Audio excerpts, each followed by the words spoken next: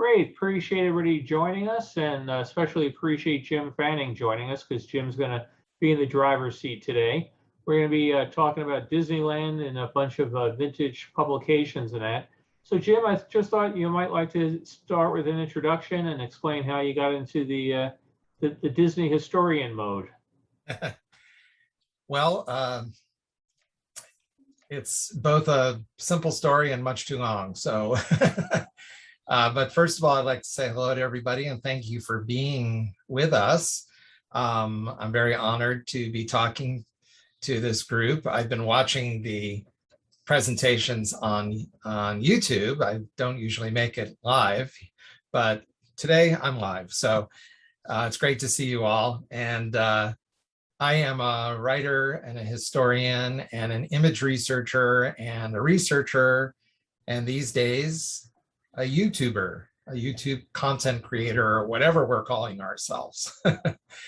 How I got into it, I don't really know, except that I've always loved Disney my whole life. And it was pretty much my goal my whole life to work for Disney. And I figured writing is something that I could do. I loved writing. And I loved reading about the behind the scenes stories and seeing them on the Disney TV show and so forth. So I've always loved that. So it's great to be in the position to be able to share it with people. So it's a wonderful thing. And I love giving presentations. So it's great to be in this situation with you all. I thought maybe I would show you something that I had worked on. This is not related to our topic, but as I mentioned, I do image research. So this is my greatest triumph because I did the image research for Bill Cotter's great book on Disney television, which is irreplaceable. And I'm sure it's in everyone's library. It's funny to think how long ago this was now, Bill. Yeah, 1997. You know, it's interesting you popped that up because, as Jim will know, getting the photos through Disney Legal was probably about the same as, well, what you say, climbing Mount Everest with a blindfold on. I mean, people, when the book came out, they said, well, there's no pictures of the Mouseketeers. There's no pictures of Davy Crockett. Well, that's because of all the legal rights that, like Fess Parker, if I had used a picture of Fess, he would have gotten 10% of the cover price of the book, which is more than I got. So, you know, Jim did a great job of coming up with pictures of Walt and animals and Ludwig von Drake and all those odds and ends. So, yeah, hard to believe how long ago all that was. Well, it's a great triumph on your part, and I use it all the time. You might have seen I had some Post-its in it. So it's right here on my reference shelf, and I'm very proud to have been part of it. But as we go along, I might mention one or two things that I've written. But before we get into the keynote presentation, and I think I have some fun things to show you, I did want to show you a couple things because we're going to be talking, as you know, about publications, and there's certainly been a wide variety. So one of the wonderful things, and I'm sure some of you have this, is from I think 57, when the Sleeping Beauty Castle opened for the diorama presentation. Of course, this was before the movie was released in 59, so it's kind of cool. But this is just one of my prized possessions and one of the best things they ever did. And if you haven't seen it, it's just spectacular. And they have a lot of the art. And Ivan Earl certainly painted that cover. So it's great. And it even has this beautiful fold out. So here's some more of the art. Ivan Earl certainly worked on the attraction itself. And then it has this beautiful Technorama 70 fold out, which is just unbelievable. Now, it's my understanding that they gave these away and then you could buy extra copies, and it came with an envelope so you could send it to your friends. And see, it's even got the little coupon in it, a free envelope, so you can mail it away. So I really love this. And this gives us some idea of the kind of eclectic nature of the various publications over the years. But one thing we'll get to later are these wonderful pictorial souvenir albums. And this one is from 61. They reprinted this for a period of about 5 years, where they would keep revising it to add new things. And so this one is readily available, but what year it's from, we don't necessarily know. But this one is from 61. And these are very precious to us all. I'm sure all of you have one version of this or another from over the years. Certainly it was published during Walt's lifetime and then beyond. They did these well into the 90s at least. And it's always great to see Walt's presence in them. So I just thought I would show you a couple of these. We're going to be kind of all over the map, looking at some things, some publications. We'll page through them. And I also wanted to mention that if any of you are watching my YouTube videos, and I hope you are, I've covered a lot of this already. So if you want to see a little bit more in depth, you can go to my YouTube channel, which is Jim Fanning's Tollywood TV. You can just search Jim Fanning Disney to distinguish me from Jim Fanning, the baseball player. And I should come right up. And most of the videos are maybe like 10, 15 minutes long. And I do show quite a few things to the camera because it's sort of basically based on my collection. So I have a whole video on the pictorials. I have a whole video on Disneyland maps. I've done several on comic books. So I'd like to, if you haven't already seen them, I'd like to invite you to look at my YouTube channel. There's a new video every Tuesday, mostly Disney, but not all. And if you have seen the videos, you're going to see some repetition here. But I'll try to bring in some new things as well.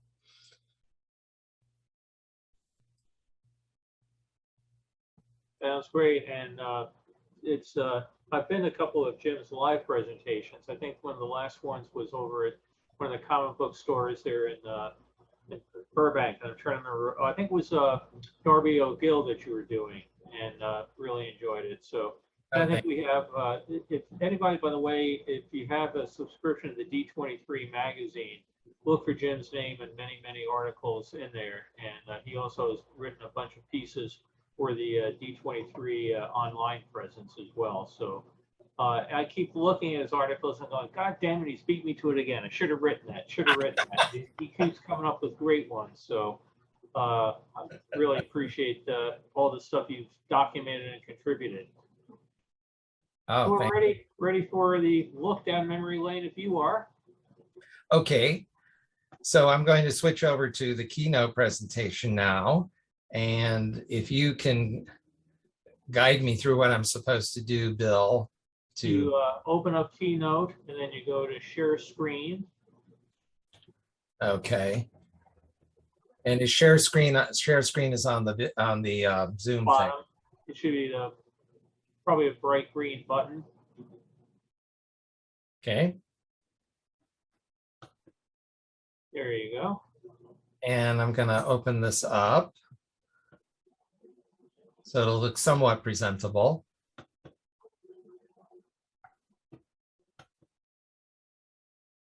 There you go, looking good. Okay, well, I'll just proceed, and if any catastrophes befall us, you'll interrupt me, right, Bill? Absolutely. Okay, great.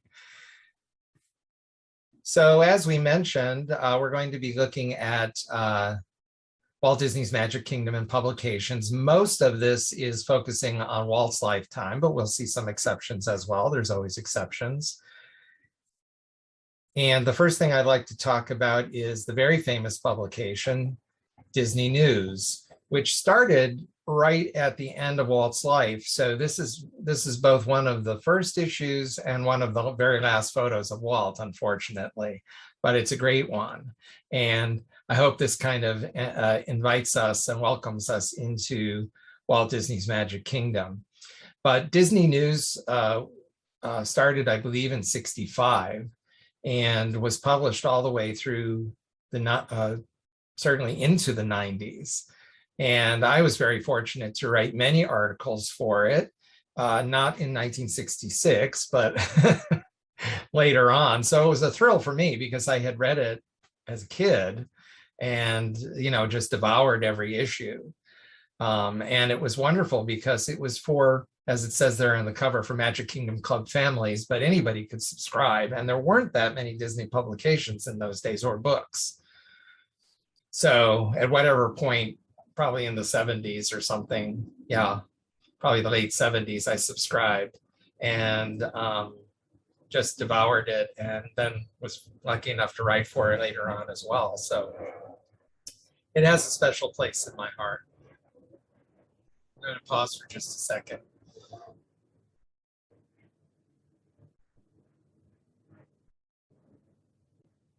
So as Bill and I were talking about, I do live in Burbank, and I live right near the airport.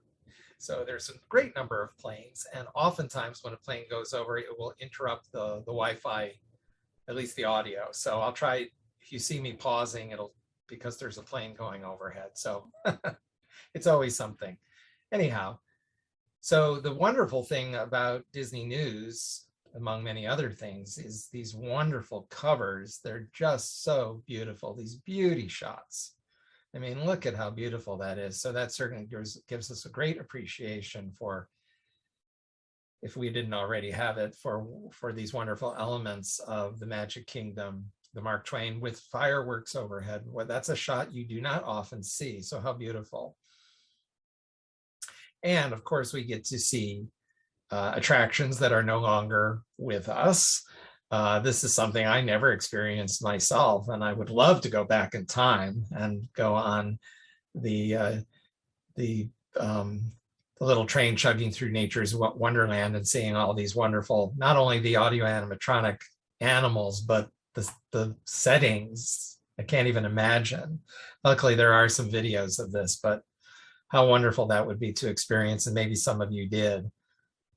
So it gives us a glimpse into that bygone attraction. Of course, we have to have Walt's favorite. This is from 1968, the Disneyland Railroad, and Mickey Mouse is aboard, welcoming us. Great photo. This is from when It's a Small World was added to Disneyland after the World's Fair in New York, a subject that's very beloved to all of us, especially since Bill does such a wonderful job of writing about it and presenting and curating all the wonderful photos and so forth.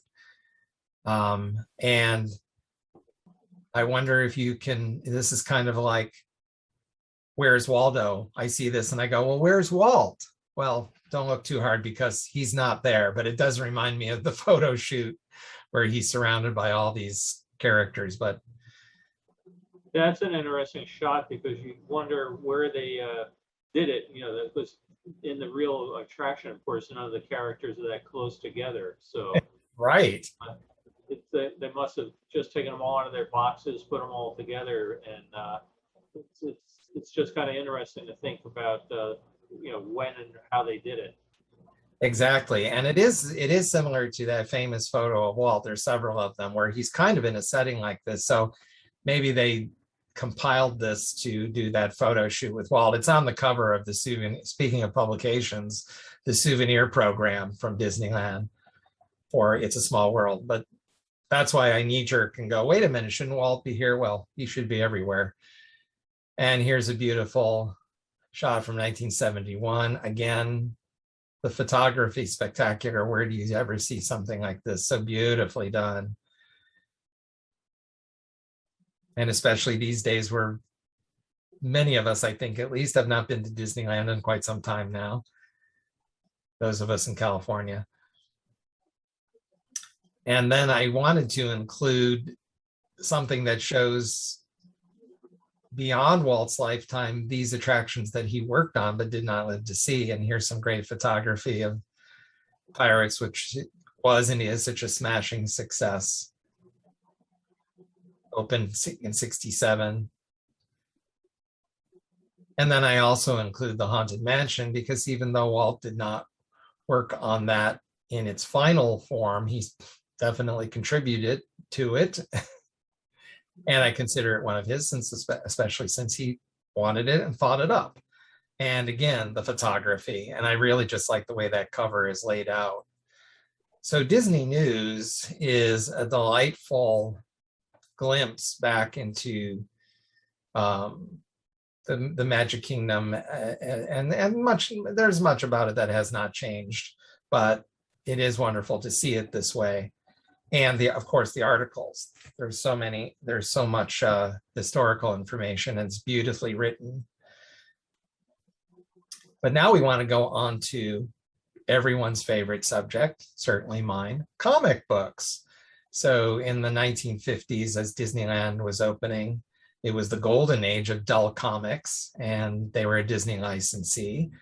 And so, of course, they had so many Disney comic books. And what a lot of people don't know is that they were also an investor in Disneyland. So the three main partners in Disneyland upon its opening were Disney, of course, meaning Walt Disney Productions, ABC, famously, that's how, as Bill can tell you, that's how Disney got into TV, because of Disneyland, the park, and Western Publishing. And they did a great many publications, as you all know, not just comics, but little golden books and sticker books and all kinds of wonderful things that we all treasure today, and so beautifully done. So let's follow our leader, Mickey, into the world of Disney comic books. And the very first one from 1955 was Donald Duck in Disneyland. Now, this was no accident. Donald Duck was the superstar of Disney Comics. As happened on the screen, he outdistanced Mickey and became the real Disney animated star. So it's not Mickey Mouse, as we might expect, because he's kind of the host, that we think of him that way, but Donald Duck, because we wanted this to be a big seller and let everyone know about Disneyland. And this was on the stands before Disneyland opened. In fact, it was available at Disneyland because we have this wonderful photograph that was published in the e-ticket. And I think they got it from Western Publishing itself.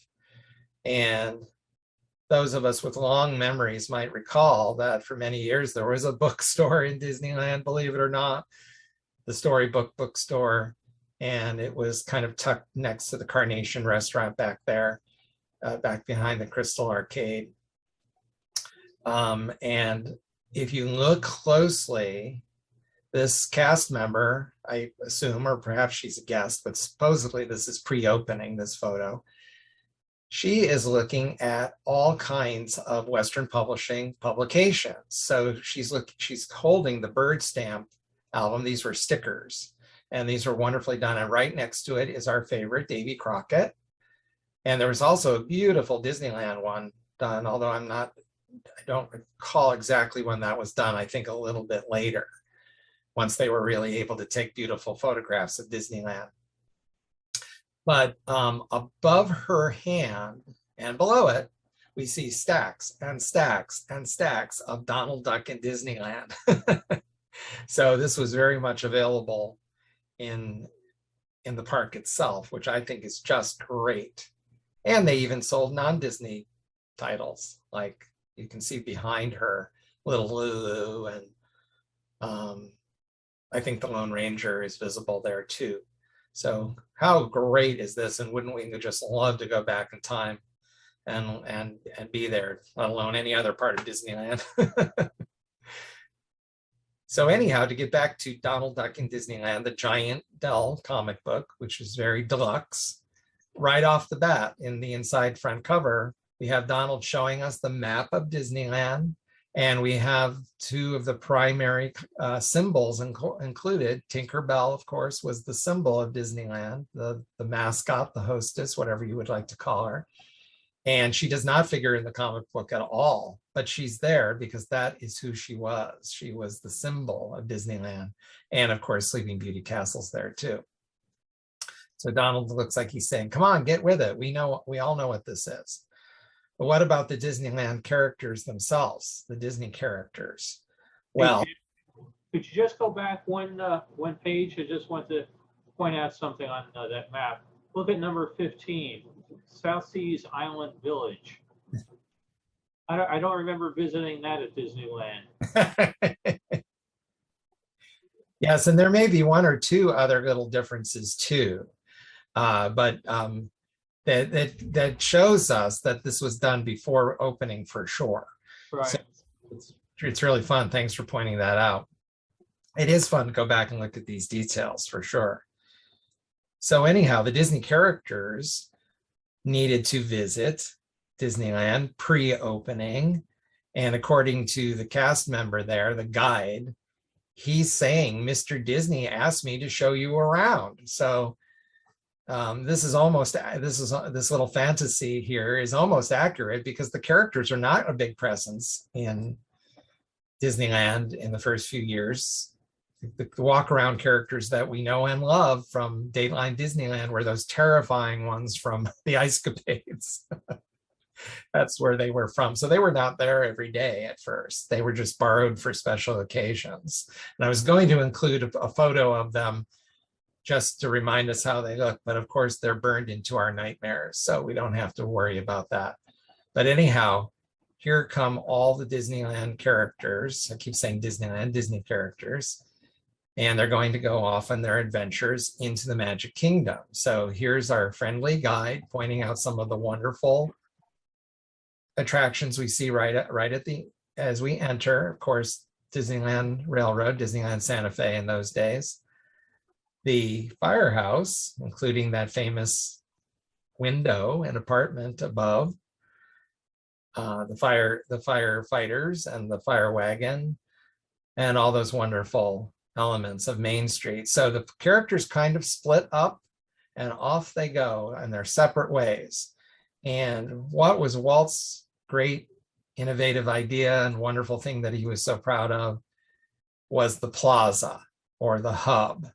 So here we are. In case you don't get the idea, make sure you pay attention to that hub and know that it's a great place to split off and to meet up later to hit the various lands. And that's what they're doing. Off they go. So then this comic book takes us into the various realms, Frontierland, Fantasyland, etc. Here's Donald and Daisy. They're off to Adventureland for the Jungle Cruise. Wonder if they ever imagined that there would be a feature film someday starring The Rock about this wonderful attraction. But almost immediately, as you can see down there, inspired no doubt by the backside of water, Donald starts reminiscing to poor Daisy, who's trapped on the boat with him and has to listen, to a story or an adventure that he went on with Uncle Scrooge and the nephews. So this sets up the pattern of these Disneyland comic books, which I always found a little disconcerting. The first thing they do is arrive at Disneyland, and the very first thing they do when they get to where they wanted to go and are off on these beautiful attractions is they start talking about something else. So very much the pattern, and we'll definitely be seeing that. Here's Mickey and Morty and Ferdy off to the rocket to the moon, and almost immediately they're off on another adventure that has nothing to do with Disneyland. But here we see at least an early artist's idea of what that's supposed to look like. Grandma Duck and Huey, Dewey, and Louie are off to the Golden Horseshoe, and they're undoubtedly going to see the great Golden Horseshoe review, but before that, they're going to take about 15 pages and talk about Davy Crockett. So that's what one does when one is waiting to see the Golden Horseshoe review. And this art is also great. This is, I think everything we've seen so far has been by Tony Strobel, certainly one of the great comic artists. Now this art is by Al Hubbard.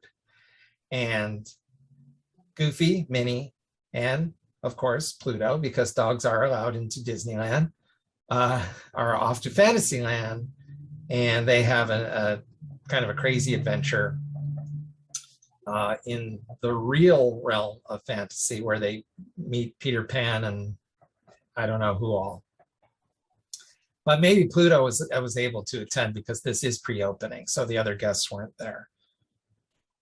Otherwise, he'd have to stay in the Cal-Can kennel outside the park. And then after pages and pages and pages of all this, all these wonderful adventures, remember to come back to the hub, and your feet may be tired, but you're happy, and you don't have a sense of disorientation thanks to Walt's great idea of that central plaza. So the characters were really showing us what to do. I've already shown you that, just to re-emphasize the hub.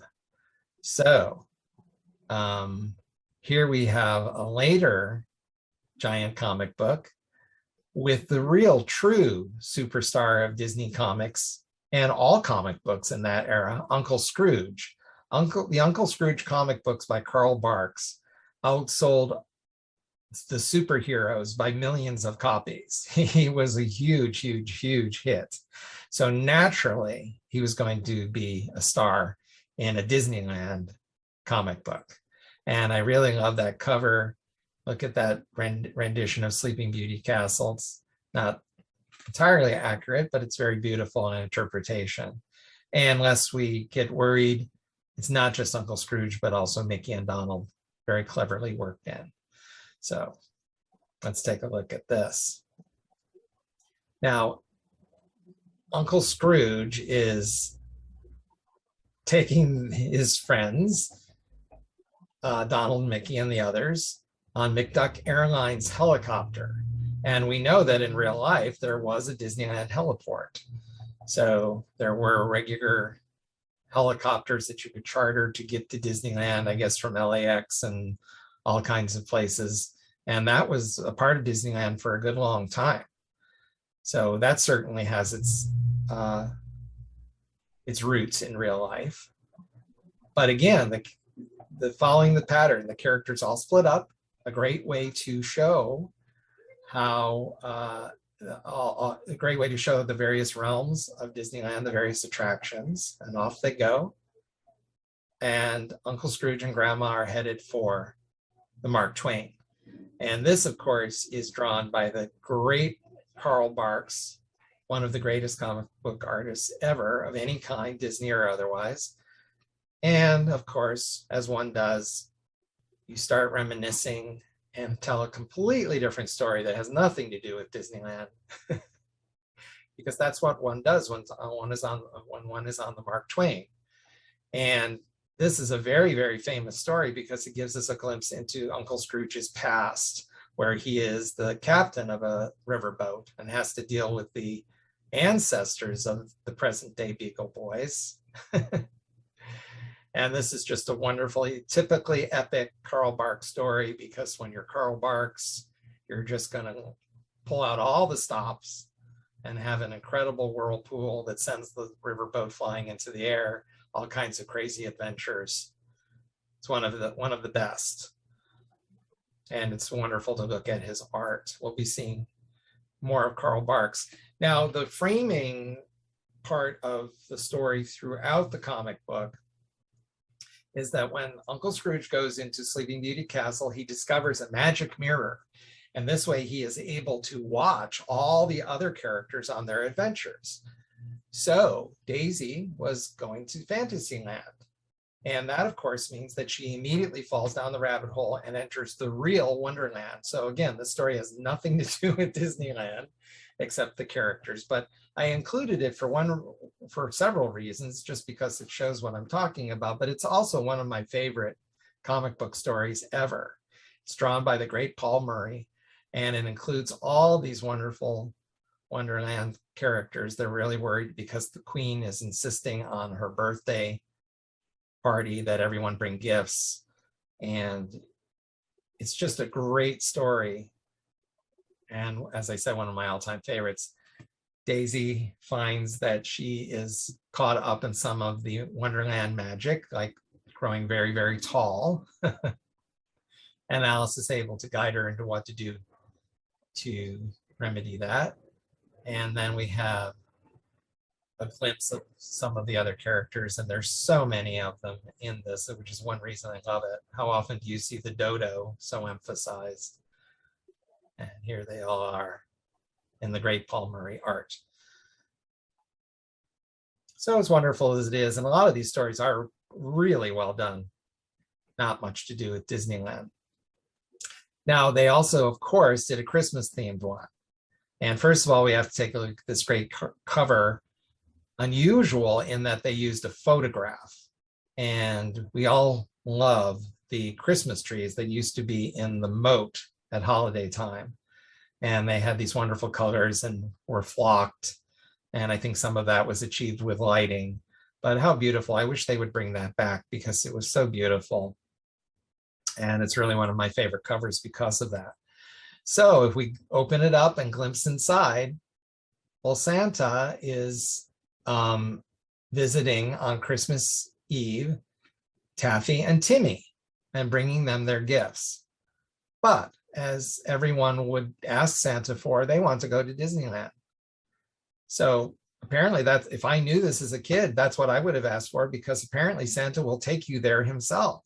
So Taffy and Timmy are off to Disneyland, and it's kind of funny because in the story, they don't even get to go on that many attractions. I guess it would be closed because it is night.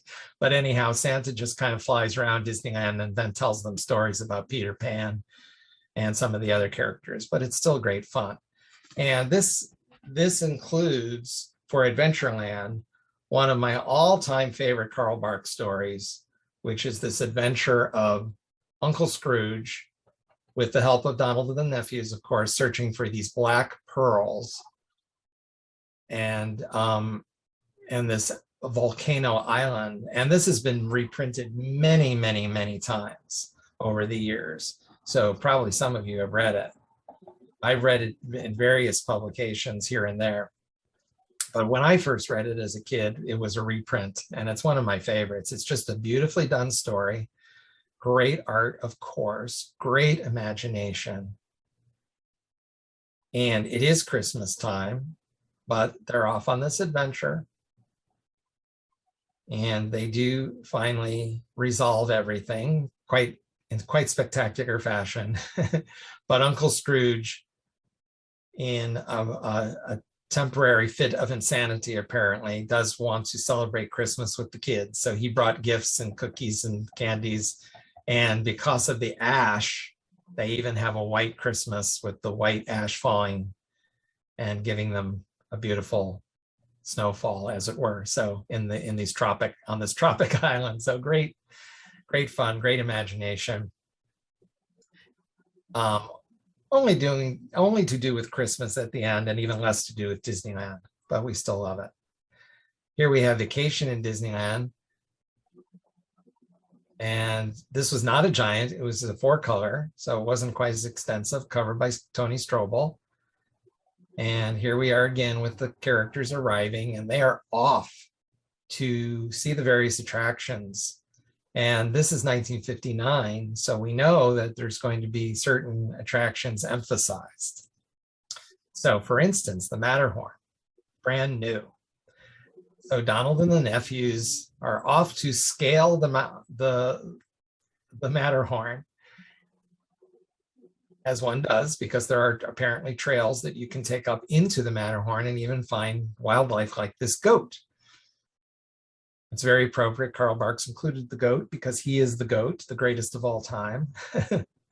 But at any rate, when I read this story in a reprint as a kid, it was in some publication that didn't give the Disneyland framing context.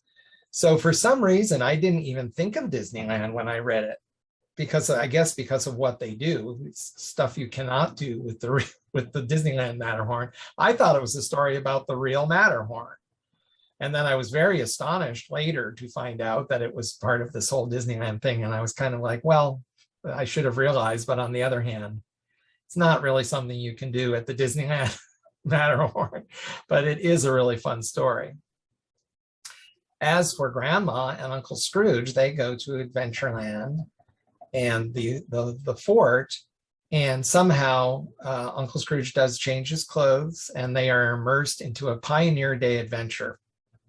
So I guess that can happen at Disneyland, can't it? And then off we are to Tomorrowland for the brand new submarine voyage. First of all, apparently you can fish in the submarine lagoon because Goofy is doing that. Secondly, you can pilot your own submarine voyage or your own submarine. And then once you're below the surface, you can get out and collect seashells and even have adventures with sea creatures. Did you know you could do that with a submarine voyage? I didn't until I read this. So it's great. It's great fun, but I can't imagine how many kids must have read this and then when they went to Disneyland were disappointed. But Mickey Mouse got to get out and walk on the surface and collect seashells. And hopefully some of the parents said, well, that's because he's Mickey Mouse. We don't get to do that. But it's really, really fun and the art is great. And then here's an activity that gives us a little more quote unquote realistic vision of what the submarine voyage actually was.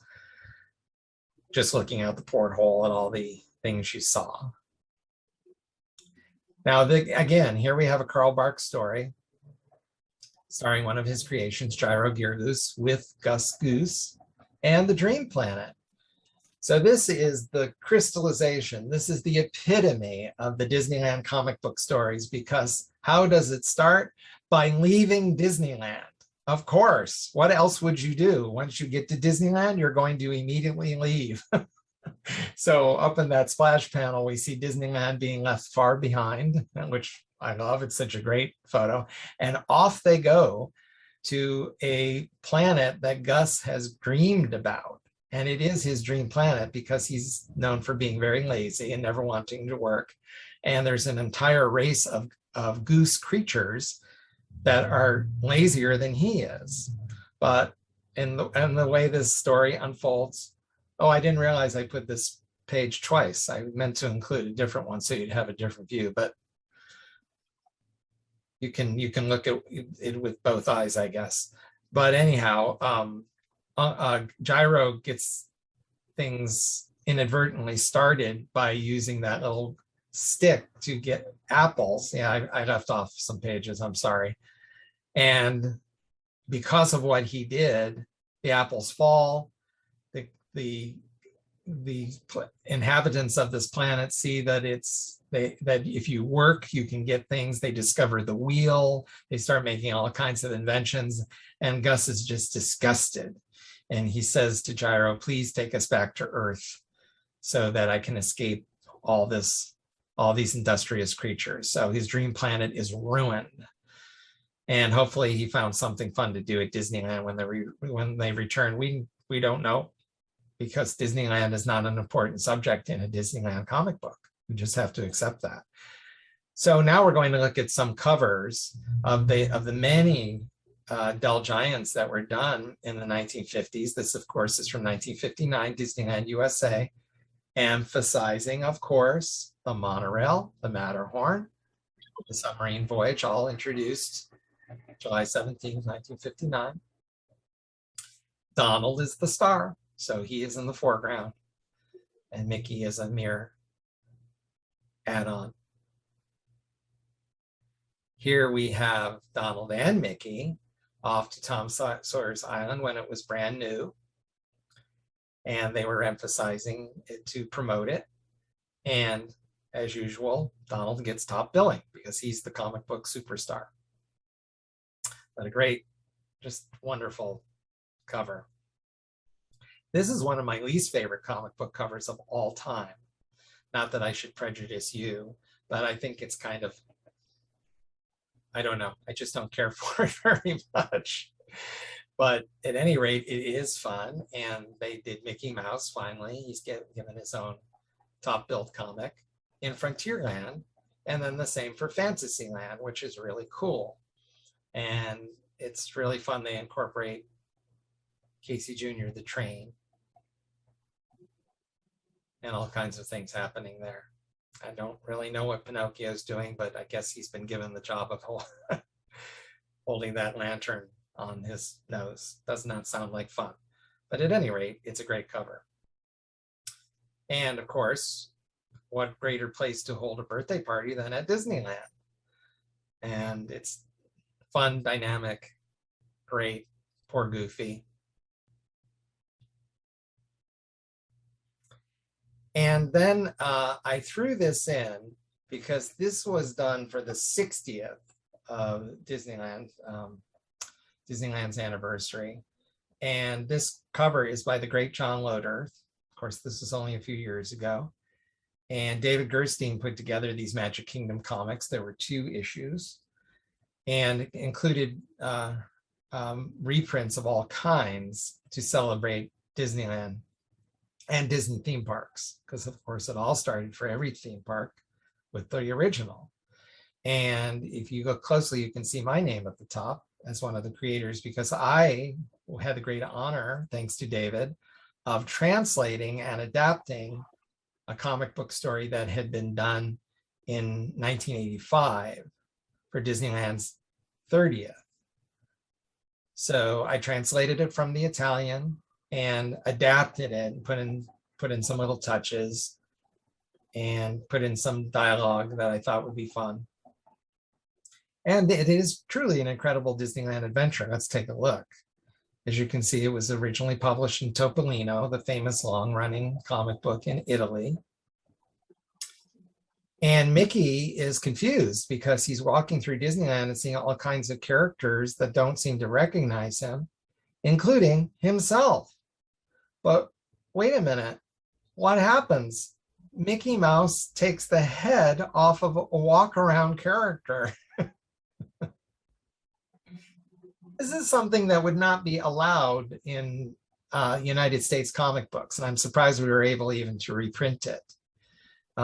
This brings up all kinds of issues. Do we really want our kids reading this? Do we really want to break the fantasy ourselves? So anyhow, Mickey and this cast member spend the rest of the issue, and there's many, many pages of trying to figure out what is happening in Disneyland. What is going on? And Black Pete, of course, is behind the whole thing. But this character, to me, looked like a caricature of Fred Moore, the great Disneyland, or I'm sorry, the great Disney artist, the animator of the 1930s, who perfected the great, the best image, the best version of Mickey Mouse. Yeah, so as soon as I saw that, Jim, I just thought Fred Moore. And then when you go back to the cartoon where he and Ward were caricatures, he looks just straight out of it. So what a great homage. You had to be absolutely thrilled to be on the same cover page with Carl Barks. I mean, talk about the, great of all time, right? Absolutely. You're so right, Bill. It's happened a few times. I do write comic books. I've written them for Disney and for DC. And I do have to say that it is my favorite type of writing to do. I love writing for comic books. Now, this I did not write from scratch. This one I adapted, as I said. Usually I'm writing them from scratch. But anyhow, to get back to the Fred Moore character, he was called something else in the Italian version, but I called him Fred, as you can see in the first panel on this page. Come on, Fred. So that was my little tribute, whether it was delivered or not. But I agree with Bill, it had to be on purpose, because he looks just like him. But anyhow, Mickey and Fred continually run into the Disneyland characters, and they are continually taking their heads off. And on this first page that you see, she is very upset that she's being called Granny because she played Cinderella yesterday. So it's incredible, all right. Here's Snow White complaining that she gets too many apples. Here's Dopey, the cast member playing him forgets that Dopey does not talk. I don't know how many people got fired over this, but my goodness. It's bizarre. It truly is. But it is a lot of fun. And of course, it all ends up, it's a very convoluted adventure all through the Magic Kingdom. Mickey climbing on top of the monorail, Mickey dropping down from the Skyway, et cetera, et cetera, et cetera. Maybe he's the reason that the Skyway was finally taken out. I think it was actually Goofy's fault. Because on one of the covers, that I think it's the only one I left out, Goofy's hanging from the Skyway by his hand. I think some Disney VP saw that and said, we got to get rid of those Skyways before somebody decides to do this. At any rate, here's Mickey reminding us that we can always visit him at Disneyland or even just in our imagination. And a great deal of comic book characters gathered there to celebrate Disneyland's 30th. So that's a little step aside from what we're actually doing here. I just thought I would throw that in for fun. But now to get back to the 50s and to get back to Western publishing, there, of course, was the famous Walt Disney's Mickey Mouse Club magazine. And not to your surprise, they often included a feature on Disneyland. So let's take a look. This is from 1956, as you can see. And I believe it's the first issue. So here is a story about Snow White's Scary Adventures, the Fantasyland attraction. And it's wonderful because it's art. And if these are not by Ken Anderson, they're certainly by someone emulating him. But I certainly think that one of The Witch with the Apples, definitely Ken Anderson. Done for the attraction is almost the storyboards, as well as some of the art for that dark ride. And it's very interesting because throughout the run of Walt Disney's magazine, or whatever the title was when you were reading it, it had two different titles. They usually used art to show Disneyland. So that I found that very interesting. We'll see some exceptions. Here's another issue starring two very famous people on two famous Disney celebrities on the cover. And we have one of the Mouseketeers, Bobby Burgess, reporting on new attractions. So look at this great, great art.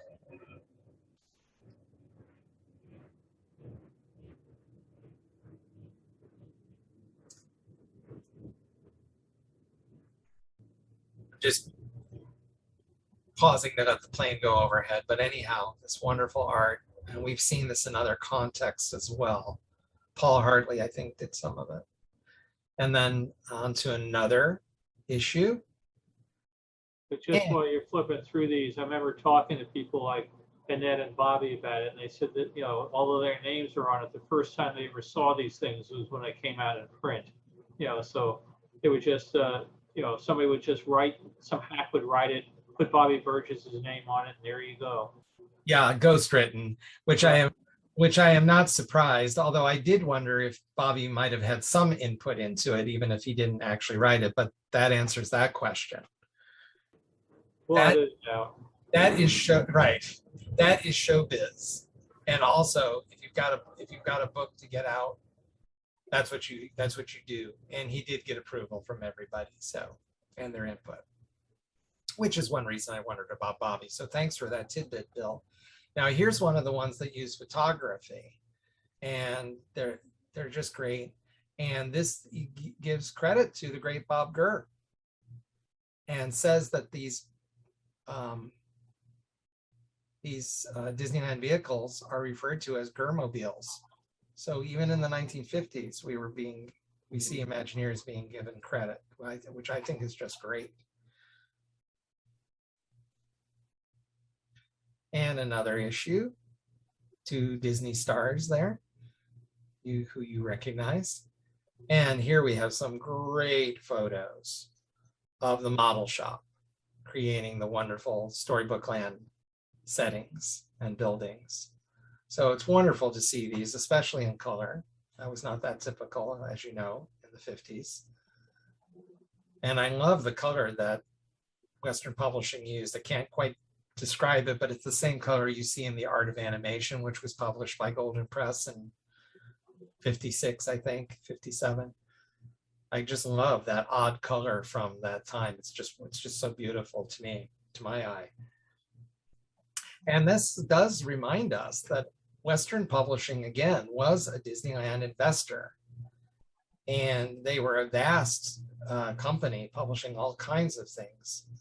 In addition to comic books, these are some glimpses into them at the time in Wisconsin, their headquarters. And they published an alarming amount of material. They had vast printing setups that they had purchased early in the century, and it made comic book publishing possible because they were able to do it in such volume that they could print, millions of comic books and then sell them for 10 cents. And they had so many titles. As you know, they were a huge licensee. So that gives us a glimpse into them. And everything that we have seen previous to this, except for the Disney News magazines, but all the comic books, Walt Disney's magazine, all published by Western. And of course, as a Disneyland, not only a licensee, but an investor, they certainly had their reasons to promote Disneyland. And I believe it was in 1962 that Walt Disney Productions bought out Western and ABC. ABC a little earlier, I believe, so that Walt Disney Productions became the sole owner of Disneyland. But if we go back to 1955, again, the pictorial souvenirs I mentioned earlier, we're going to take a look at some of those. They were all, with one exception, published by Western. And I believe they did that right up through the 80s. So this was published by Western Publishing. And this is the very first kind of guidebook to Disneyland. This was available on opening day. And as Walt says, in this book, you will see artist renditions of the attractions because they didn't have photographs ready. They didn't have photographs of the attractions. They were not ready if they were to have this booklet on opening day. So that's very interesting in its own self. So we have some wonderful art and graphics. And I believe these paintings were done just for the booklet. But they are quite beautiful in their own right. As well as those little line drawings, beautiful graphics. It's so appealing. And that strange tower building at the entrance to the Jungle Cruise, maybe that's that South Seas thing that Bill was mentioning earlier. But whatever that is, it was never actually in Disneyland, or not in that form at least. And then we have the second guidebook, the famous Natural Color souvenir book. This was not published by Western. To my knowledge, it's the only one that wasn't. But we have this great photo and this famous photo of Walt gesturing toward Peter Ellenshaw's great pre-opening imagining of Disneyland, which was done in '54. Painted right on a Disney storyboard and with black light effects. And I believe it was done for the TV show for the first episode, and then was used for other purposes as well. But it's so beautiful in its own right. And here we have a very early photograph, 1955, of Main Street. So beautiful. And some guidance to the attractions, including, of course, the Bank of America. But that was important in the days before credit cards were so prevalent and no ATMs and all that. It's again interesting on little things like this. If you look at number 19, Grand Central Concessionaires Plaza Pavilion, there's all sorts of little details of history hidden in there. Is who built what, who ran what, how they did it. And it's not the Jungle Cruise, it's the Explorer's Boat Ride. Right. Yeah, really, really great details. It's so fun to pore over all this and look for all the details, not just in the photographs, as you say, Bill. I think, could you go back 1 second? Was number 14 Van Camp's Chicken of the Sea? Wasn't it Van de Camp? I don't know. I guess so. Maybe that's a misprint. Very good. Sharp eye there, Bill. Well, I never find my mistakes. I just find everybody else's. Well, as long as we don't misspell the name Disney, and believe me, I've seen that. I'm slightly dyslexic, and I don't know how many times I type it as DSINEY. And thank God the computer can catch it for me. Right. Well, same here, because we obviously use that name so often, our eyes just blip right over it after a while. So thank goodness for spell check. And some more great photos. You could certainly see so much more of the castle, the walls extending around Fantasyland with the trees, so small. Certainly doesn't look like that now, but it's still all there. And then this was the third, and this was published by Western, and this is a favorite with collectors and quite beautiful. And I think 3 versions of this were done. But again, look at these photographs. The town square looks so beautiful. And I'm really struck in this Tomorrowland photo at the top. I'm not great with scale, but boy, I don't think I ever quite realized that the rocket ship was that big. That is certainly tall. Of course, we've gotten used to the smaller version that is in current day Tomorrowland, and I've never understood why that had to be so small. Why didn't they make that much bigger and more of an icon? But at any rate, it's thrilling to see the original here and see how it just towers over Tomorrowland. It's one of Walt's weenies, drawing people into Tomorrowland. And for Fantasyland, we have some beautiful photographs, including Van de Camps or Van Camps or whatever it is. They're saying in chat, by the way, that it was Van Camps and it's a different outfit than Van de Camps. So who knew? No wonder we're confused. Yeah.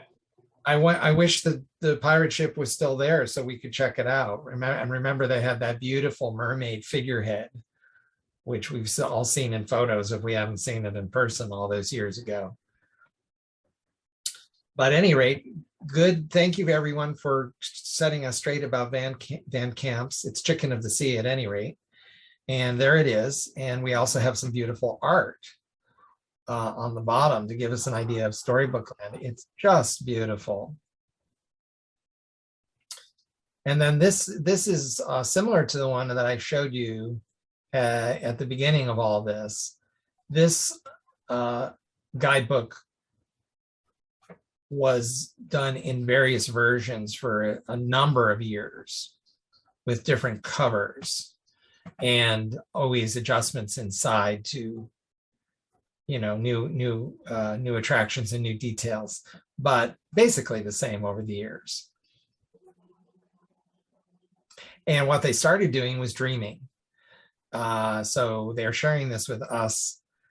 This was before any of these attractions were even built. Adventures in Science became Adventure Through Inner Space. Liberty Street, of course, was never built, except adapted for Walt Disney World as Liberty Square.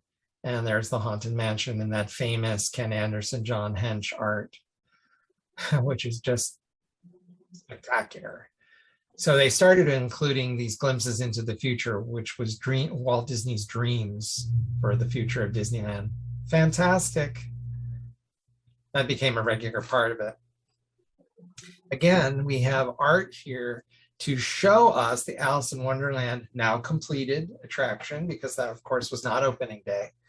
And it's really wonderful how they have this kind of cutaway to show us how the attraction works or what we would see throughout. I mean, how often do we see something like that, especially in something that was indicated for the public? So really a real treat, I think. I believe this is the one that the version that I have. Yeah. And by then, and by this printing, they were incorporating the new attractions. We can see the submarine voyage and the Matterhorn here, the bobsleds. And there they are, the new attractions. Really great. Just love these photographs. And a classic shot of these guests looking out the portholes. I just love it. That's just a favorite whenever I see that. And then the best, in my opinion, the best pictorial souvenir book that has ever been published and probably will be. It's enormous. It's kind of like 11 by 11 pictorial souvenir from 1965. And I think they did such a deluxe version because of the tencennial, although the tencennial is not mentioned much in it, maybe because they knew it would be published for a few years. But at any rate, if you've never seen this, it's a treat, and it's enormous, and it's deluxe, as you can see. This is a spread, and the whole thing is like this. It's just a wow.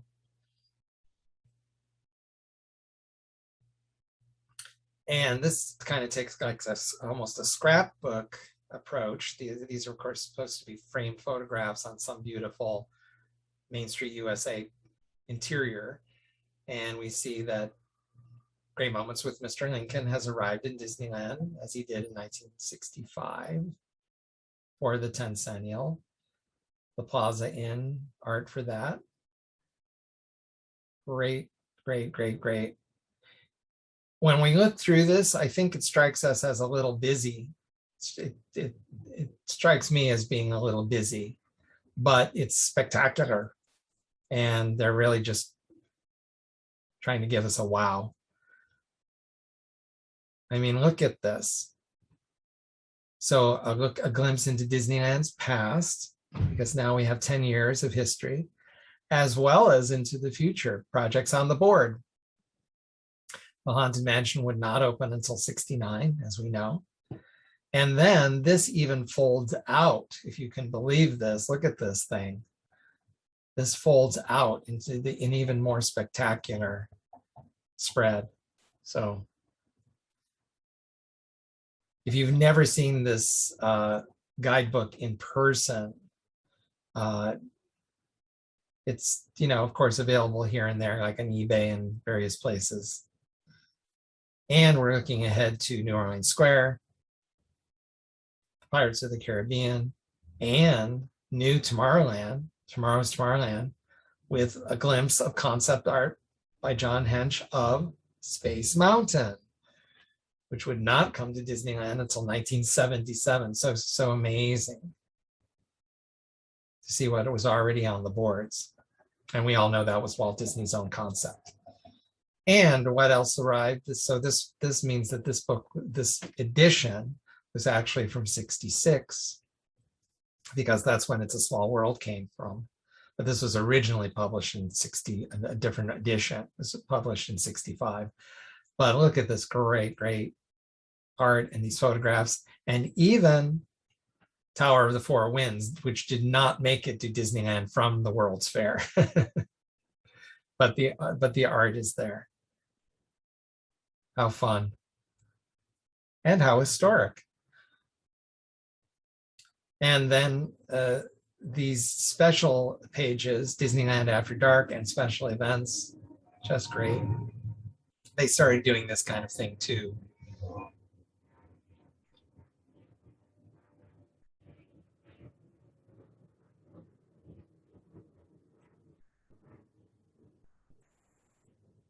Just playing air traffic control here, letting the plane go overhead.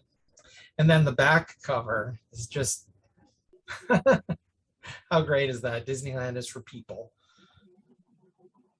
And it just gives you such joy to see this and these wonderful photographs.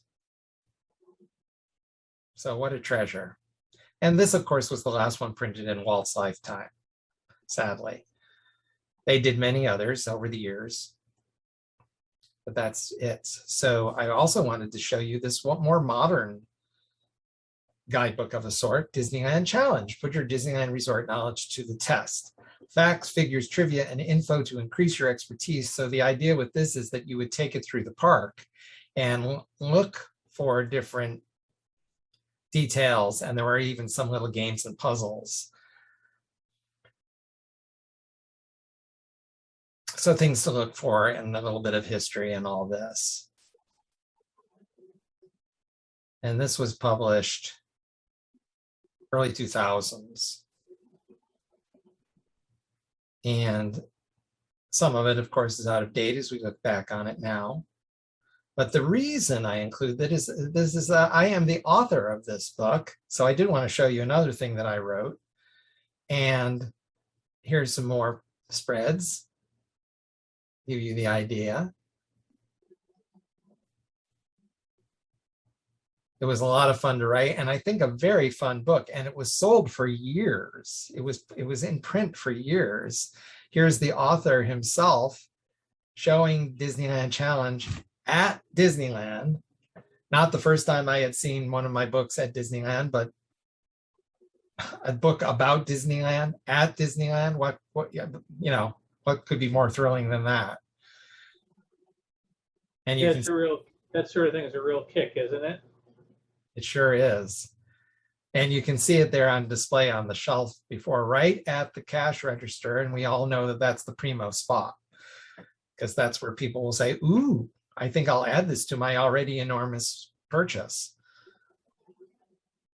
And here's some more views of it. This was at the Disney Vault, which is in the, oh, I see I covered up one of the photos. Sorry about that, but you get the idea. Anyhow, they do sell books at the Disney Vault. At least they were the last time I was there. Who knows now, right? And that's in the old Bank of America building, and with the vault and all that. So that's a really cool space. So it was always thrilling to see this, but they were still selling this book after the renovation of Disney California Adventure, because half the book is about Disney California Adventure. So I mean, this is what we're looking at now. This is Buena Vista Street, right inside Disney California Adventure today. But I was writing about it when it looked like this on the outside. So it was outdated and they were still selling it, which is kind of a tribute, I think, to the book. But today it's a real collector's item because it has a lot of things that are no longer. And we all know with Disneyland history, that is the way things go. So the best thing about these publications, I think, as I've already mentioned, and it's very obvious to all of us who love Disney history, is that they really draw us back into the past. Many things that are still at Disneyland, but some things that are lost and some things that are maybe in a different form. So we can look back at these publications and see Mickey and Minnie beckoning us, welcoming us back into the past of Walt Disney's Magic Kingdom. This, of course, published by Western Publishing, is a Disneyland coloring book, but coloring books is a whole other presentation. So we'll stop there, and we'll end with this great image of Mickey and Minnie. So thank you for listening. I hope you enjoyed it.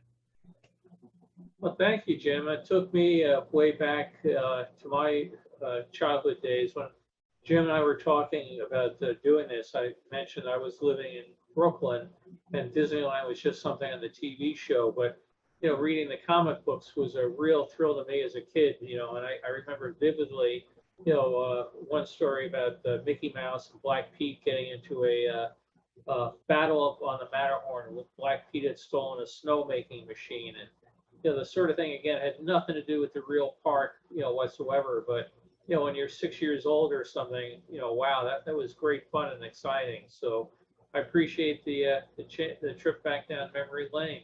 And I can attest to the very same thing, Bill, because like you, I'm from upstate New York. I think I have to let this plane go over.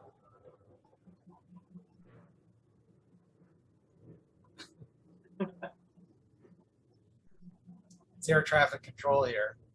And like you, I'm from upstate New York, and we were not going to Disneyland. There was no chance that we were going to Disneyland. We didn't even go to Walt Disney World. So anything I could read that would immerse me in that world was a treat.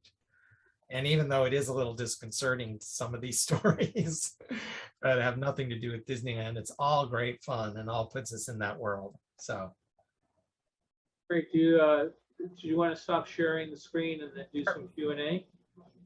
absolutely. It's interesting to go back to the comic book stories that you did. Even back then, I had no idea. Nobody knew who Karl Barks was, but you could very definitely tell his stories from anybody else's. And everybody would call him the good artist. And you just look at those things today, and they're still great stories. Like the Dream Planet one. I mean, it starts off so idyllic for Gus, and he's just there, and the apples are falling in his hands. And the next thing, the guys are going off and creating weapons of war and stuff, I think. So it was crazy. There was a question in here for you, Jim. Did they acknowledge Walt's death in any of the publications? No, not directly. The next pictorial souvenir that was published after that kind of deluxe one from 65, and I'm trying to think what year it was published. It was probably 60. Well, it very well may have been 67 because there was so much new at Disneyland. So 67 or 68, I'll bet 68. But at any rate, they have a photo of Walt on the cover, and it's the entire thing. You've probably seen it. He's at Disneyland, he's signing autographs. Right. He's actually running National Geographic. So they use that as the cover. So that was their sort of oblique tribute to Walt, but never once did they ever say, 1901 through 1966 or anything like that. And of course, they still used his words, they still used his introductions, they still used his photographs. And if they did refer to him, which I don't even think they did, they just let him speak for himself. Of course, it would be in the past tense, but otherwise, no, there was no special tribute. Yeah, they did a real quick thing for the Wonderful World of Color, and Dick Van Dyke did a real quick thing about, we lost Walt this week. And that, unfortunately, that little clip is not surfaced anywhere that I've seen it. I've never been able to find it. But they did at Disneyland make the announcement, that particular day. But the company really downplayed it overall. So, yeah, that was. I think they wanted kids to have to deal with the thought of mortality, and that mommy and daddy could follow Uncle Walt and disappear. So they just glossed right over that. Yeah, of course it's a tricky thing. And I think especially in years gone by, it was more of a taboo subject than it is. I think we have maybe a little healthier, approach to it. But at any rate, with a public figure like that and somebody who was so important to the overall company, what else would you do? Plus, Walt continued to host the Wonderful World of Color for the rest of the year. He had already filmed all his introductions. So through the summer, he was still shown on the TV screen. So I think they also wanted that had not been seen yet. So they think they also wanted people to, just appreciate him while they could, maybe. There's a very important question here in the chat. First of all, people are saying they appreciate it. When's the second part going to be? We want more. But Greg Interbar would like to know whatever became of Taffy and Timmy. Well, Taffy and Timmy had to go in a lot of therapy because when they tried to tell people about their adventure with Santa Claus, nobody believed them.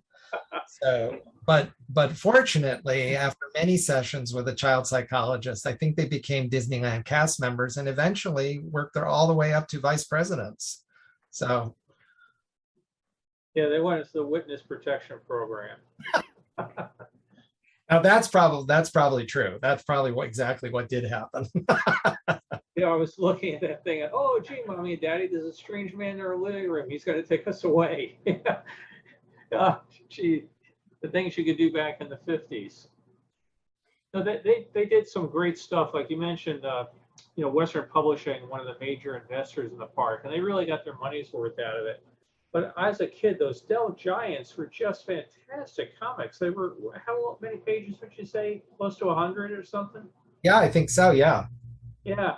And for a quarter, oh my goodness, you got so much more for a quarter than you did if you bought, 2.5 regular comics. And the Dell Giants were just phenomenal.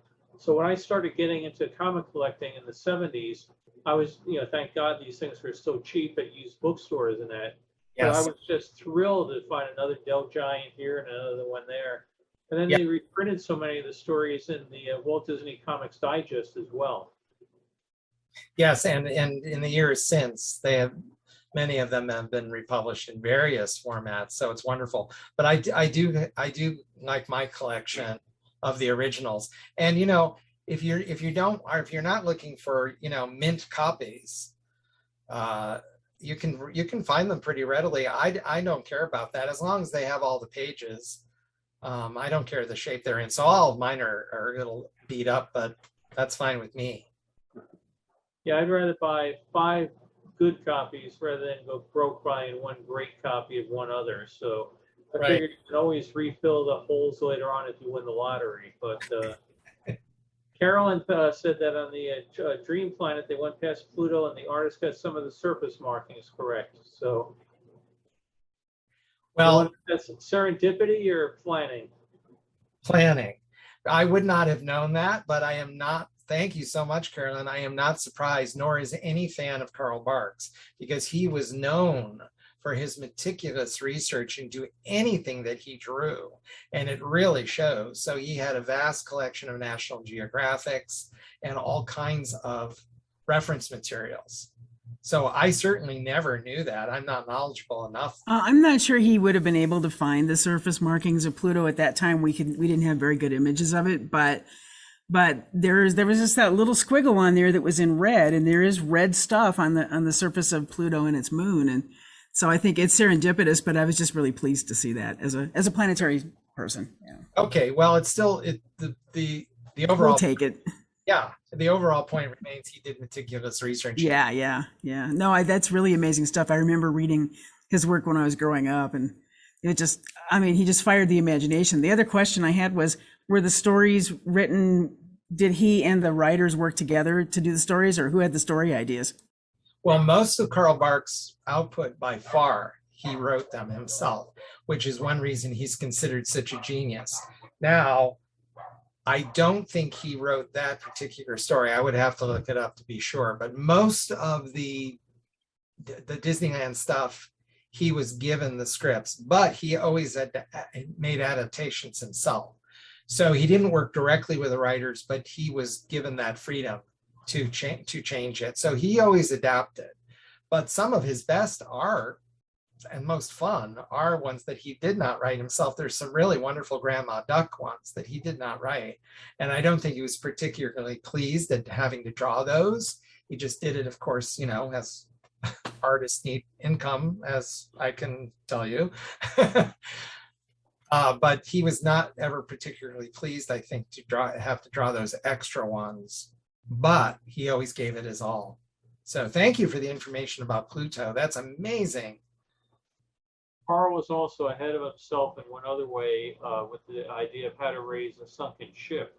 And people may know or not know the story, but in one of the comic books, they decided to bring up a ship and they start filling it up with ping pong balls and basically get enough buoyancy to raise the ship up. And years later, there was a ship, I think it sunk somewhere in the Arab world. I think it was one of the harbors was all full of lambs and goats and other things, and they were trying to figure out how to get this thing out before it polluted the whole harbor. And they came out and they filled it up with plastic balls, sort of thing. Put them down under pressure, lifted up the boats, and people later on said, "Where'd you get the idea?" And the guy said, "Well, actually, in a comic book." So maybe someday we'll all go to a land where there's square eggs, and we'll find out that Carl knew all about that in advance. Yep, we'll all be going to Plain Awful. Oh, terra firmi. There you go. For those that don't know what we're talking about, Carl just had an amazing imagination. If you watch the TV show DuckTales, so many of his stories were adapted into episodes of DuckTales with the characters, with the terrible Beagle Boys and all the rest of it. So they had some great stuff. They really, he was just a genius. Other thoughts folks out there would have to, Mythbusters demonstrated the ping pong ball lift. Go ahead, Brock, you had your hand up? Yeah, Jim, thank you. It was a great presentation. Enjoyed it very much. I was going to make a comment on a couple of things that came up during the presentation. That view of all the small world characters that were all together probably occurred possibly as they were building it the first time, but certainly when it came back from New York, they refurbished all the characters in fur and feather at Imagineering.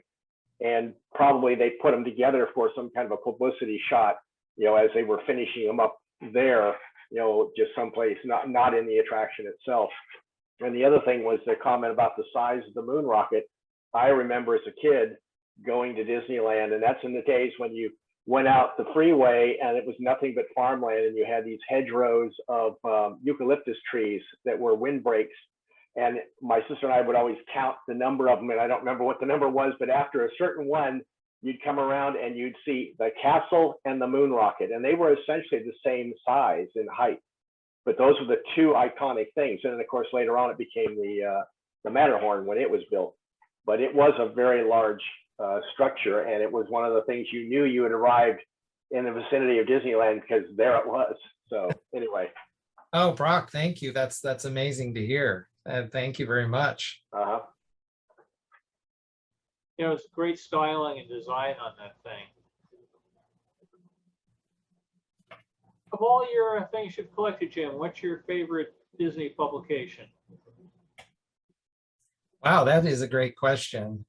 Well, I do love comic books just in general, and it's my favorite kind of writing, as I said. And it's a lifelong thing. So it may be some of these comic books that I feel very, very lucky to have. Very well might be, whether I could say it was one in particular, I'd really have to think about that. And then of course, Disney News. How can you, it's just so beautifully done in a time when there just wasn't that much out there about Disney, surprisingly. Yeah, they did some fantastic stuff. Do you have the other, I assume you have the Walt Disney magazine, when it came out for about a decade? Yeah, do you mean, which one are you talking about? It's just called Walt Disney. It was the one, like they had a big article of Walt about Julie Andrews and, upcoming in, Mary Poppins. I think it was done mostly for the Disney licensees and families and stuff. It wasn't a real mass market thing. Yeah. Those are great. Yeah, and again, it's so beautifully done. Beautiful photography, beautifully laid out. So yeah, do you have quite a collection yourself, Bill? Yeah, I have had all those. I was lucky when I worked at the studio. The publications department was up in the third floor of the Roy Disney building, and you would go up, and if you would fawn, we have extra copies of this, extra copies of that. So things like the Walt Disney magazine, I'd say, I have every one but the October, whatever issue. Oh, let's go down to the basement. Oh, okay, here you can have it. So it's right spot at the right time. And I see that Darren, I think that's who it was saying there was also Vacationland magazine. And Vacationland was published by the same people that did Disney News. So Vacationland, the idea was They used some of the material from Disney News about Disneyland, but they also did other material about other Southern California attractions. So that was distributed to hotels and motels and like, I guess, like auto clubs, any place that tourists might be coming to Southern California. So very clever. Notice that the Disney name was not used, but was sort of implied. Disneyland, Vacationland, and really, again, so much information about Knott's Berry Farm and at a certain point Universal and all kinds of things in that publication. So that's a whole other world. I have a few of those. I don't have very many, but I wrote articles for that as well, eventually. Do you have, let me pop up something here. Do you have many issues of this? Only a few, and it's just great. This was a humor magazine done for the employees at Disneyland. And you can see right here in the center, Wally Bogue, and he did some amazingly crazy stuff. When you talk about things people are not getting fired for, you wonder how he was able to get by with some of the things that he did. But he had just great stuff. Here they were, again, sort of stuff they did. They were redoing a refurb of the submarine. So what do? You pull the giant plug out of it, just like you pull out of a sink. But in the days before Photoshop, they would come up with all sorts of things with cut and paste. Like the day that the mighty microscope went wrong, and you see all the people coming out of it at the end that are still, 1 inch tall or something. So yeah, they had just some great publications that they did there. Well, what gets me about Backstage Disneyland is they would do an April Fool's version with all kinds of crazy things. And I'm like, well, but wait a minute, isn't every single issue an April Fool's issue? So I always thought that was gilding the lily. But yeah, Wally Bogue, of course, created it and was spearheaded it. So must have been a lot of work, but it was in-house, of course. But yeah, I'll just pop up another one here real quick. Let's see, share screen. Okay, where are we here? Oh, okay. So somebody scanned all these in. So again, they would have, something in there and they'd get into a humor thing. For the girl whose popcorn machine is overflowing, for the sweeper had to clean it up, for the Jungle Cruise boat broke down the hippo pool. The whole thing is Backstage, maybe we make you smile. And they would just go into all sorts of craziness. And, they had some nice things about, some of the cast members here, they're going through recipes and that. But they usually got into some sort of silliness sort of thing. So these are great to just look at, again, all sorts of parts of the park that didn't exist. I have no idea the story here, the giant pickle that's up there in the Christmas article. I'll have to go back and reread some of these. But you just wish that Disney in their infinite wisdom could put some of these things back out there and, be seen. So, here, this is a great one. This is a spoof of the mail order catalog that you could get at the time. So, they had no more headaches taking tickets at the main gate during practice private parties. This meticulously designed and painstakingly assembled Swiss ticket-taking machine eliminates the unnerving panic of taking tickets from 40 guests at display, and it goes on and on. So they just had great fun with it. So Wally was quite a great character. for sure. Any other questions or things, some favorite memories that folks had for Jim? I've seen some questions popping up in the chat. I don't know how that works. I don't know if I can see that or. Yeah, if you go click on chat down at the bottom of the screen, you should open up a window and you can scroll through them all. Oh, okay. People are popping in with all kinds of information too. A lot of people having collected some of this stuff. It's great. And Beth put a link into your YouTube channel. Oh my gosh, thank you. That's really nice. Derek commented that one issue that you had of the cover with the Haunted Mansion. it was really rather strange. I think they took up like 40% of the real estate, and the rest of it was just a solid color. Just a weird art design. When you think how much they could have done with it, I don't know why they downplayed it so much. Yeah, actually, I personally really like that. I mean, I wouldn't have wanted to have seen that on on every cover, and I think it was something of the time as well. But I like that. It's, to me, it's a very classy. By de-emphasizing it, you emphasize it.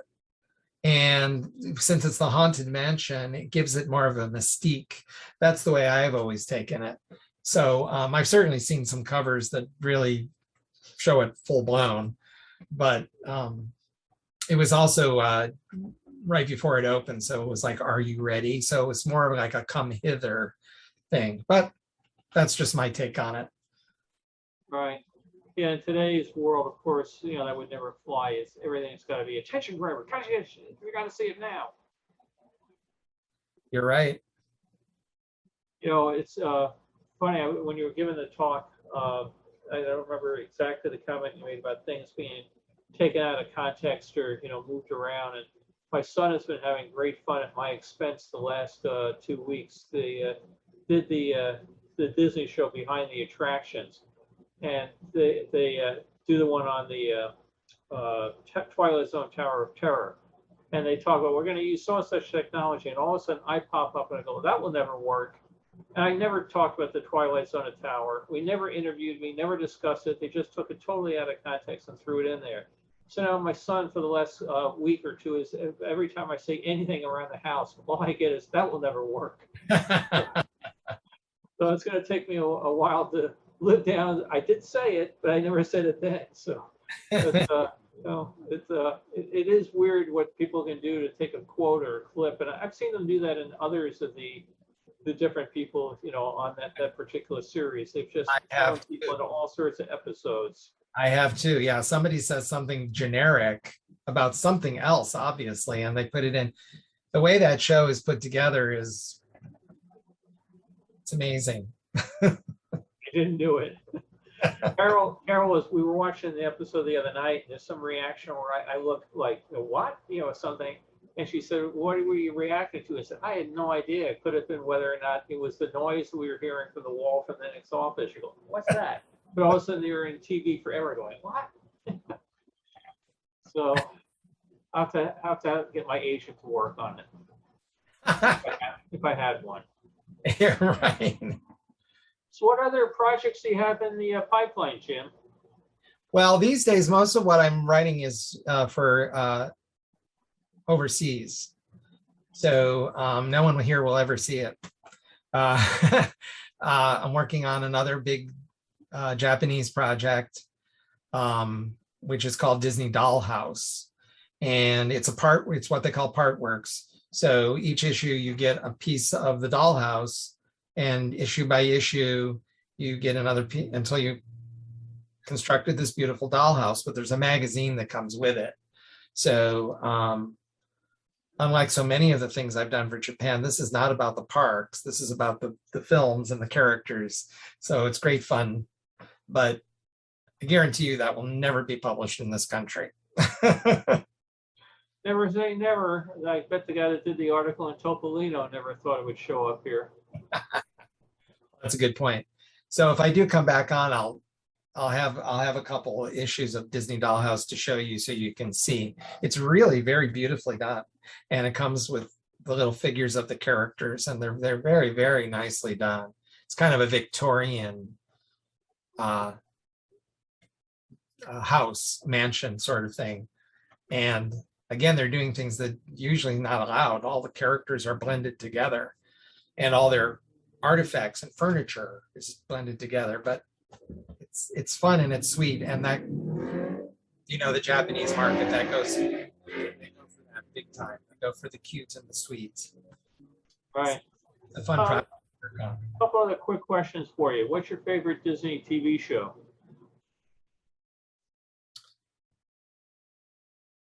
Well, do we distinguish the various versions of the anthology series one from another?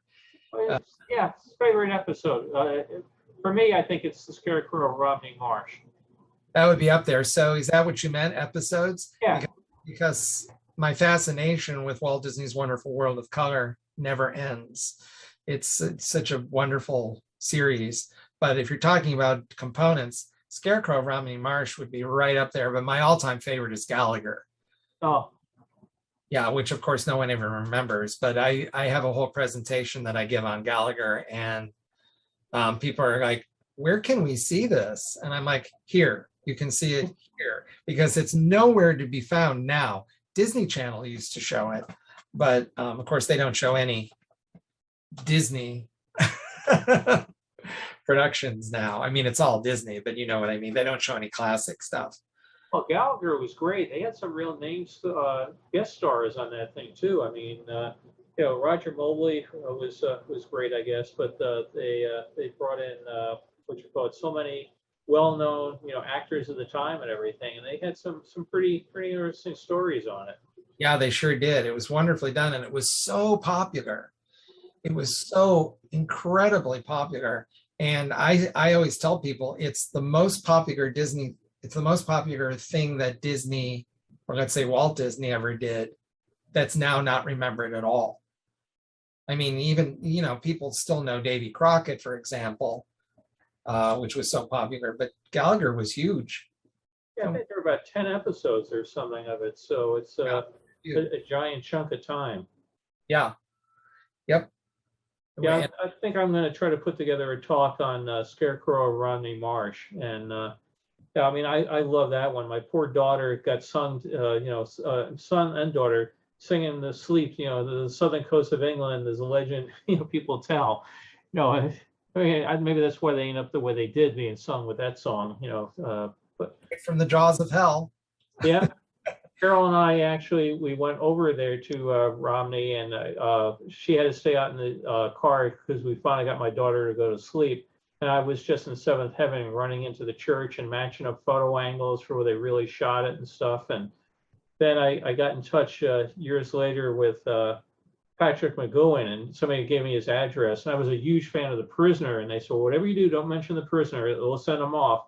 So I sent him some stuff about Scarecrow. Would he please autograph that? And he sent it back. And I wrote back and said, oh, would you also mind autographing The Prisoner? And he did. He was really nice about it. So I had a brief set of correspondence with him over the years when he was living in Santa Monica. Well, you must have charmed him past his aversion to The Prisoner. But yeah, the Scarecrow of Romney Marsh is another presentation that I did here at Creature Features. Yeah, we saw that. Oh, you're going to steal everything from you. Yeah, well, I was stealing from you. So I forgot that you were at that. That was standing room only. It was the same with yeah. Glad the fire marshal didn't come by. No, I made sure anytime you give one of the talks, get there early because we know they're going to be filled. Why don't you just tell people what Creature Feature is, so the ones that are not Burbank natives? Well, Creature Features is an entity, I guess you would say, run by Taylor White. And at various times, he's had brick and mortar versions. So that's where I did the presenting, was I think his second version here on Magnolia, but it's not there anymore. I mean, the building's there, but he decided to go back online. He's done various things. So if you go to creaturefeatures.com, he still does all kinds of things, but the pandemic, of course, as with everything, got in the way, I know, with some of his plans. And he's been for many years. So if you go to his website, he sells collectibles and things like that, and he'll have special events. So it's worth looking into for sure. But hopefully he'll have some kind of venue again where I can have some place to go. Because, you know, I can't be going to Marceline every other week. Yeah, so somebody here did have a memory of Gallagher. So I remember a story in The Wonderful World, which I think may be Gallagher. A boy who went out west and worked at a print shop, among other things. He fooled the bad guys who were forced him to set type for a headline, but the bad guys didn't realize what type is set is backwards. Was that Gallagher? Yes, you remember it, Bill. And Walt Disney's introduction to that is very, very amusing. He's sitting at his desk looking at the at the paper that Gallagher had set up, and he says, well, it just goes to show you something like, it just goes to show you how clever Gallagher is, because I still can't figure out how this worked, but it did. So very cute. But yeah, what I liked about the Gallaghers was Walt would dress up in a period costume, and he'd get together with the singers, and they would start singing the Gallagher song. But he'd be all in the nifty '90s, outfit with a bowler cap and all the rest of it. So Yeah, it seemed like he was having a hell of a lot of fun with it. yeah, and that really showed his affection for it. Yeah. He didn't always go, as you well know, Bill, didn't always go to that extreme with his introductions. But of course, the song was written by the Sherman Brothers, so it's a wonderful song. And I always figured that Walt really saw himself in Gallagher. That is, because it was Walt would have been younger than Gallagher would have been, because this was like, Gallagher was a teenager, like in 1910, I think. Right. Walt wasn't quite that old, but he was looking up to him when he was reading the original story, which very, very famous. It's, for those of you who don't know, it's set in the world of the newspaper. And one of the very few things that Walt did, one of the very few nostalgic things that Walt did that were set in the big city. The original Gallagher story was set in Philadelphia. They never say it on the show, but I guess it's supposed to be Philadelphia. So a unique setting for Walt, whose main thing was to get out of the big city, like Summer Magic starts in Boston, and they get the heck out of there as soon as fast as possible to get to the, Beulah, Maine, and the big yellow house and all that. So it's a very special production. Oh, it's great stuff. And Brent mentioned here, you can tour the location where they filmed The Prisoner in Wales. And let me just share something real quick here. There's my blushing bride, Carol. We're at Port Marianne, and she's wearing the official Walt Disney Studio jacket I designed, but we were having a great time visiting Wales. So, great fun. We've been there a couple times, and it's a very surreal spot. Again, when you're absolutely in love with a TV show, and then you're walking the streets of it, and just setting it's like bizarre. Who knew that we would be talking about The Prisoner today? And who knew that you designed that jacket? Are you kidding me?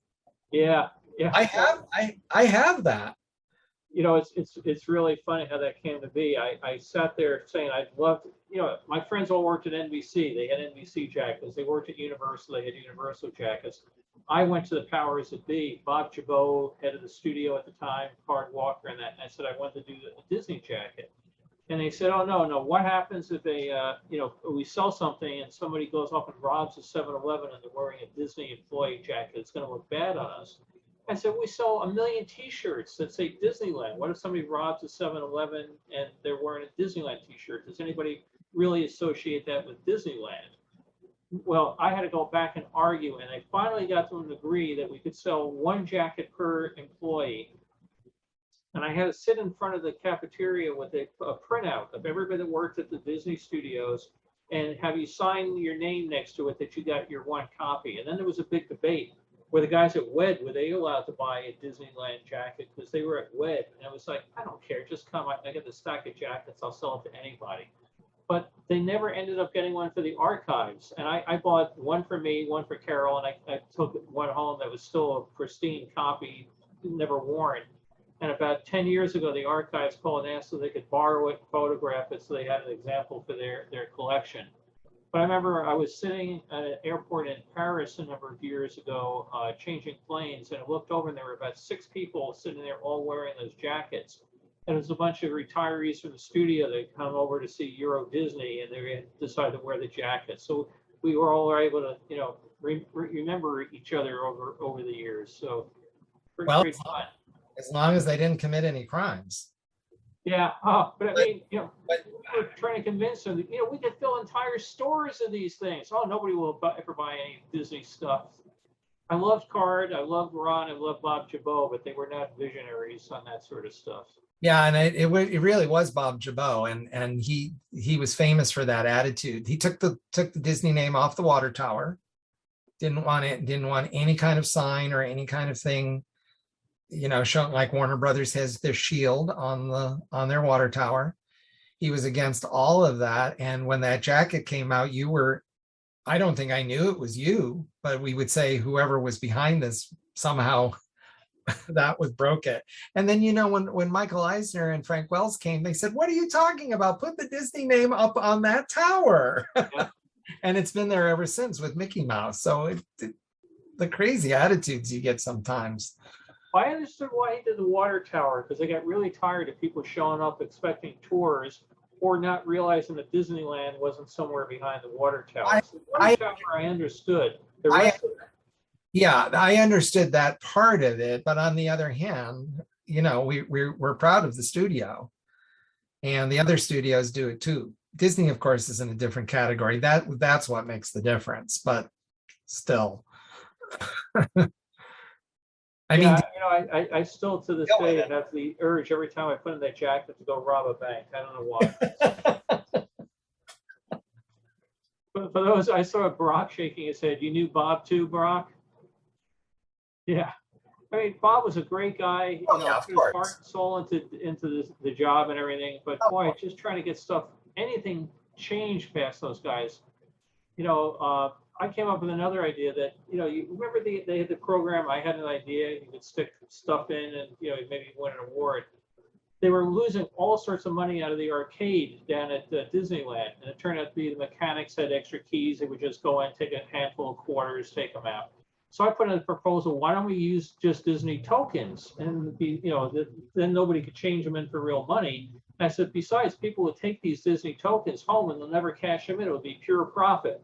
And I remember, again, getting in arguments with Card and Don and Bob. And nobody would ever want Disney money. Think how much money they sold for Disney dollars over the years. It's you just could not get those guys to think out of the box. It was frustrating. Yeah, it was a strange time. It was really I don't know. Anyhow, good for you. Good for you for all that you did do. Well, then I went to Warner Brothers and we had Warner Brother jackets. So we were all great. Anybody else? Any other memories or Bob Jabot bashing we can do? No, I like Bob. He just did. Me too. He liked everything in a box. Me too. Yeah, and they were it came from a good place. They were very protective and devoted. But anyhow, I'd like to thank everybody for all these wonderful comments that they're putting, and these are quite amazing, as well as questions. So this is a great experience. I'm really enjoying it. If anybody has any other questions. Well, again, you do. How many of the podcasts do you have online now, Jim? Well, I've been doing it since I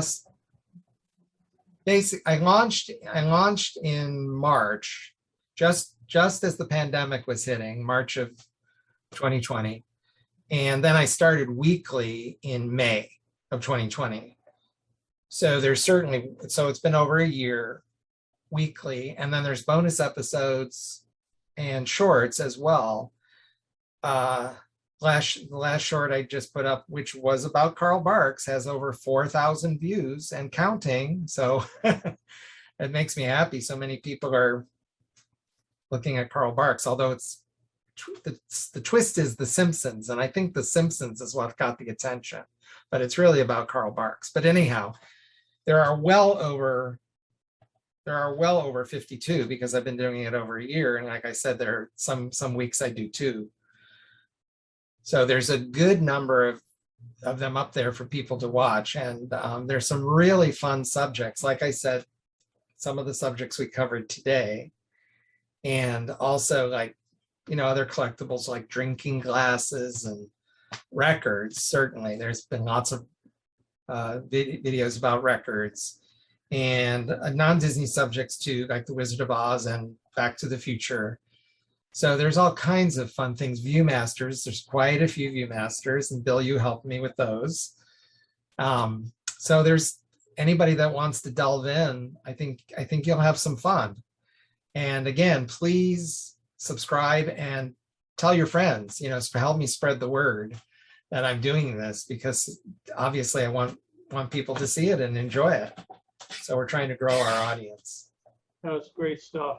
On one story, Jim, you may get a kick out of. Years ago, I had a condo in Burbank, right near the Scott Road exit of the 5, and went out there. Wow, I finally owned something. I was out there and lying by the pool, and the jets were taking off. And this other brand new owner looks over and says, "What's with all the jets?" And I said, "Well, the Burbank Airport's just on the other side of the highway. You could almost throw a rock and hit it from where we are." He goes, "Well, they're just going to have to stop that. That's really annoying." I'm thinking, you bought this damn thing, you put $120,000 into buying this condo, you never realized there's an airport on the other side of the major 6-lane freeway. I mean, it was right there. But, I just, the arrogance of it. So I guess she didn't have the power that she thought, because she still got the jets today. Yeah, somehow the airport's still open, so I don't know what happened. Oh, that's funny. I just remember looking at her and thinking, did she not do any research whatsoever? You just bought this place? It was crazy. So, well, thank you so much for doing it, Jim. And I have a lot of those comics all packed away in boxes. Now I have this sudden urge to go into the garage and start taking them all out. But it was a super trip down memory lane for me. I mean, those stories are so simplistic, in their time. But boy, they really did sell the story of the park, didn't they? Yeah, they sure did. It's a celebration. Yeah, just this great stuff. So I thank you all for doing it. The fellow that's been talking about doing Expo Hemisphere 68 is almost ready. He's working diligently on it. I told him that when he finishes, I will release his family from captivity. So he is slaving away on it. I'm not sure next week what I'm going to do, but it might be the Scarecrow of Romney Marsh, which, how many people have ever seen that, just by a show of hands? It's a really great Disney TV show. They were over in England shooting it. And Patrick McGowan was just absolutely wonderful in it. Just a fantastic show. And they only did 3 episodes of it, but then they combined it into a feature film, and there was talk about doing more. But then Patrick became a big star, and off he did to other things. Greg, you had your hand up? Excuse me, you're muted, Mr. Airbar. No, you said raise your hands. Oh, okay, great, okay. Oh, okay. Well, there's 2 different hand icons, and I didn't know which one you had. Oh, Tom Brooks. Yeah, I love The Prisoner too, and then came the ending. Yep. The most surreal part of television I think ever aired, at least up to that time. And Patrick McGowan actually had to go into hiding because so many people were out for his blood at the end of it. It's sort of like, well, I got to deliver a script. It's got to be in by tomorrow, and where's the bottle of scotch? It was a very strange show indeed. Really, but great. And to get back to the Scarecrow, it's available on Blu-ray, including, I understand, the Walt Disney introductions. Yes. So it's very wonderful to see it in that beautiful format. And also, I wrote a pretty extensive article about it for D23. So if you want to have some background on it, you can go to d23.com and search Scarecrow Romney Marsh. It should come up. You can put my name in if you want. But that was a thrill, and it broke the internet the week we ran it.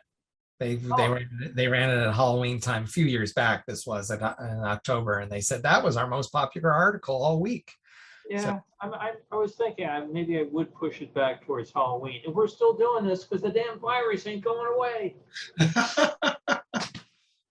So, well, thanks everybody. Appreciate it again joining us. And Jim, I really appreciate you taking the time out of your week to put this together and do it for us. Like I said, I just really, every time you pulled up one of those pages, I'm just, man, I'm 8 years, 6 years, 7 years old again. I was just really enjoying it, and I thank you very much for doing it.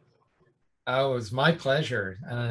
It was great, and thank you all so much. And check out my YouTube channel. I think you'll find some other fun stuff, including comic books. And if you do, anybody does get a chance to go to any of Jim's presentation, he often uses a lot of footage that Disney allows him to use that he can't share there on YouTube. So he's got some really great things is, you know, like Wayne's got the background, a wonderful work of color. He's got a great thing he does about Ludwig von Drake and, other odds and ends. So again, I'm really pleased to have worked with Jim, known Jim for a number of years, and thank you for being here today.